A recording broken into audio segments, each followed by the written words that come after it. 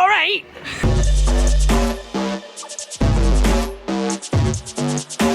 You're watching Forge TV and we're at Tramlines Festival 2014. I'm Holly Barrett and we're currently with Toddla T. Are you alright? Very good, thank you very much. Back in my hometown. Weather's beautiful. Family and friends are here. Ready. So, I understand you're performing today with your Toddla T sound show, and am I right in saying that you haven't performed that for a while? Maybe about a year? Your research is deep. I think it's literally a year to this weekend or something mental. Yeah, last year I stopped DJing, and the year before I just did Toddla T sound, and the Toddla T sound is a sound system ethos of a show where it's PAs, exclusive tracks, big visual rigs, and then I stopped that for a bit and started DJing again, and this is just a one-off show, and then I'll DJ for the rest of the year and start again doing the sound exclusively probably next year.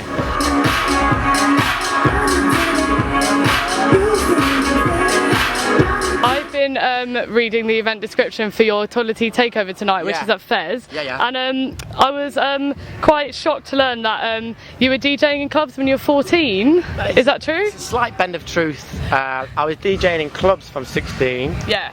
One up there actually. Yeah. We'll nameless, because basically I was, to cut a long story short, I was the young guy around with olders, Toddla, and when a DJ flopped, they'd pull me in to fill in, and I kept before. So at the time I was under 18.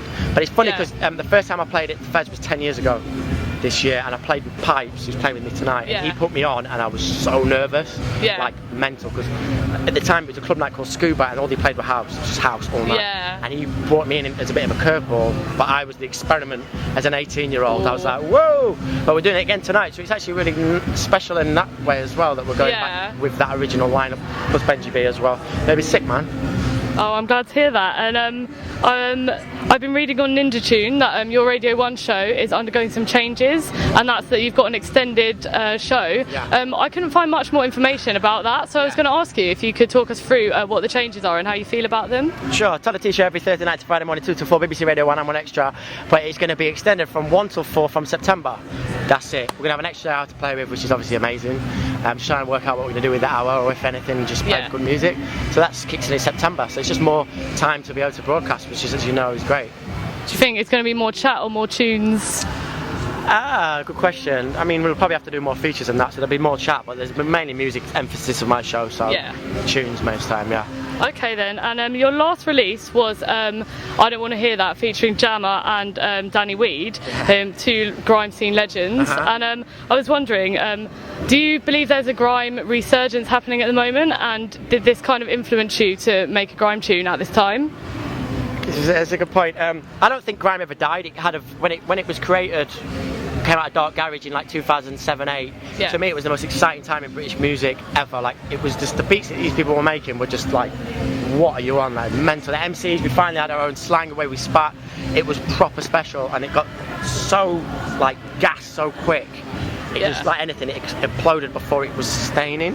But grime people are always about, like, there's always people spitting, whether it's on 140 beats or not. So grime's always been about, I worked with Danny Weed and Jammer quite a long time ago on Jammer's album called Jumanji, and basically, quite funny, I saw Danny in the club, I was like, we should do something again, like cool. Then I went to East to do a photo, and I got to East and I got to Bow, and it had this energy, and I remember watching DVDs of East London and people just spitting in the street. Risky Roads. Exactly. Going to Risky Roads, practice all that, and I got there, I just had this energy, and I was like, whoa, I want to link Danny. And then Danny said, I'm coming into your studio. We went to the studio and made 5 beats in a day. And then next week, Jammer came to my studio and I had that beat, and he just voiced it off the top of his head. So it wasn't really a conscious decision. At the same time, That's Not Me came out, and it was all like, kind of felt like it was part of that kind of thing. But for me, it was just like being indulged in one of the most exciting times in British music, and just like sort of jumping into it and like having a piece and keeping it moving. And it was good. I've got loads more stuff with Danny. I think we're going to do some more bits. Oh, I'm very excited to hear that.